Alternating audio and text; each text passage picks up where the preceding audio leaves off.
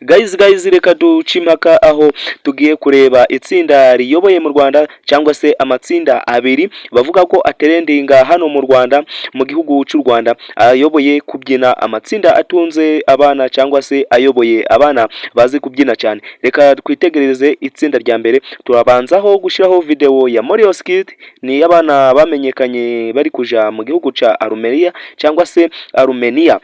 Reka turebe twitegereze turebe, turagaruka mu kanya turebe na video ya Sherry Silver Foundation. Reka tumurebe.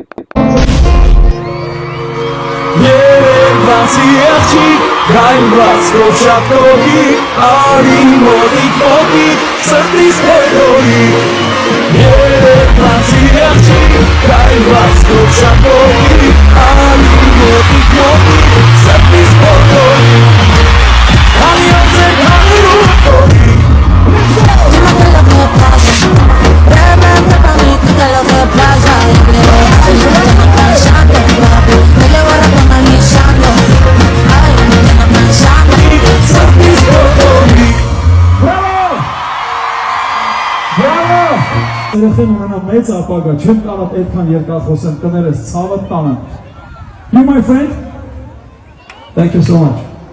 Yerkus, Mek, Aravanisham.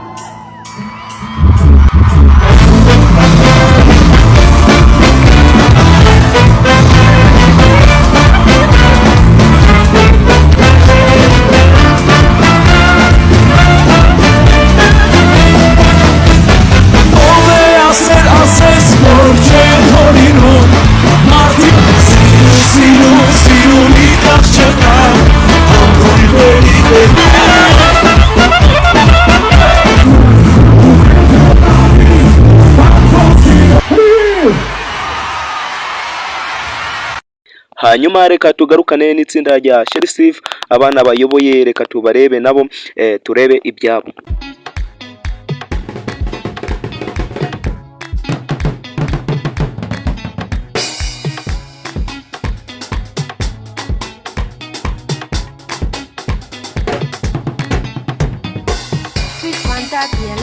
I know if forget you, busy now, sobu.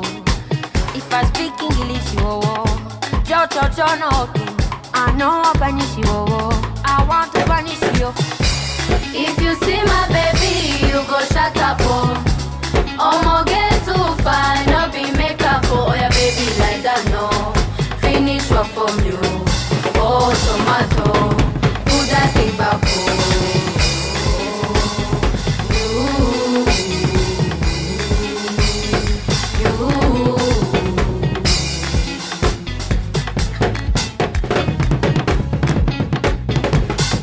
Guys ndagira ngo rero ubonye uko amatsinda abiri ahagaze ku ruhande rwayo, buri tsinda rihagaze ukwaryo.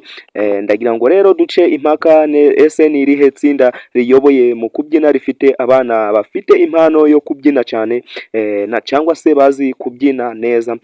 Mwandike muri komenti itsinda mubona ko riyoboye irindi rifite abana bafite vibes cyangwa se bafite impano yo kudansinga. Gusa ntimwibagirwe gukanda subscribe, nibyo biba byatuzanye hano kugira ngo tubashimishe. Murakoze cyane, njyewe mwumvaga ni this boy izina ryanje ntacyo ribagurwaye. Pum pum pum.